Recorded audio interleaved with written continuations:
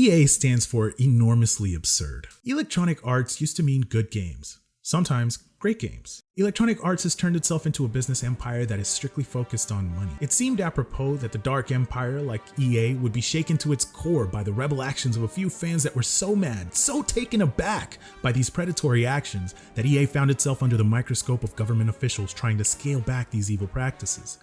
We are here today to ensure future protections for kids, youth, and everyone when it comes to the spread of predatory practices. Electronic Arts and EA are two different beasts. Electronic Arts used to focus on making good to great games for the masses, allowing them to enjoy many different genres of games.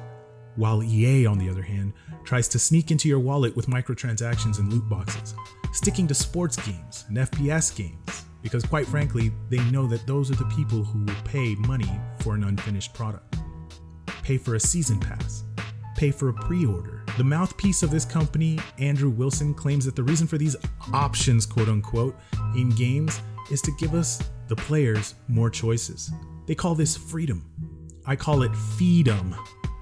They call it options to play. I call it options to pay. Like the vampiric life-sucking scum that they are, EA continues to impress with just how delusional and insanely motivated they are to taking all of the money. Not just some, all. I found myself reminiscing of a time when EA used to mean great games and thousands of hours of fun. Hell, one of my favorite series came from BioWare EA, Mass Effect series. Now, even that has been tarnished to hell. At some point, we as consumers have an obligation to put these people in check. Now I know that it seems like we can't do anything, but there is. Don't buy a product from a crooked company. This year's EA E3 conference was further evidence as to just how disconnected, disingenuous, and dishonest this company truly is. With Andrew Wilson at the helm of this rotten house of horrors disguised as a company, this man is absurd, and that's an understatement. You can see that he clearly honestly believes that the decisions that he's making for the company are actually what we as gamers and consumers actually want. That's nuts! With all the talk about player choice and feeling of accomplishment, the man is quite frankly delusional. In an alternate dimension, I'd like to think that Andrew, hey, I want your money, give it to me now, Wilson, isn't the head of EA, and that games like Mass Effect and SimCity aren't going down the shitter. That is a world I'd love to live in. Here's a small list of the poor saps that got lured in by promises of having more money and more resources at their disposal. Maxis, the SimCity creators. Mythic, Dark Age Camelot creators. Visceral, those guys who were working on an untitled Uncharted game in space that takes place in the Star Wars universe. Bullfrog, creators of Dungeon Keeper, and we know what they did to that. Origin Systems, responsible for the Ultima Online MMORPG and Wing Commander. Westwood Studios, creators of Command & Conquer and Red Alert.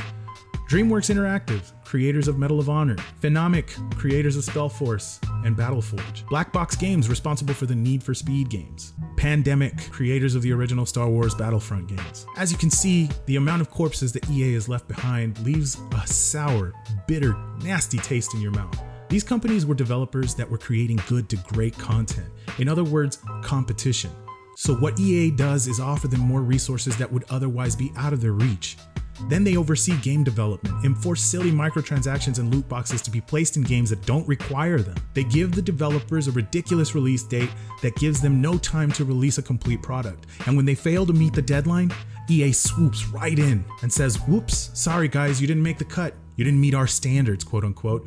Then they kill the companies. At some point, someone has to realize that what they're doing is not just ruining games, but the lives of some of these developers who were better off working from the comfort of their garage or office than being forced to leave a company that they created. It's a sad state of affairs, I gotta say. I'm hopeful that one day someone bigger than EA stands up and makes them a juicy humble pie. Disney would have to be the only ones capable of doing that. This video was just me venting. I was so sick of this company and its practices. I've had it bottled up for years. Let's all just scream with our wallets and let's save these indie developers who actually make good games.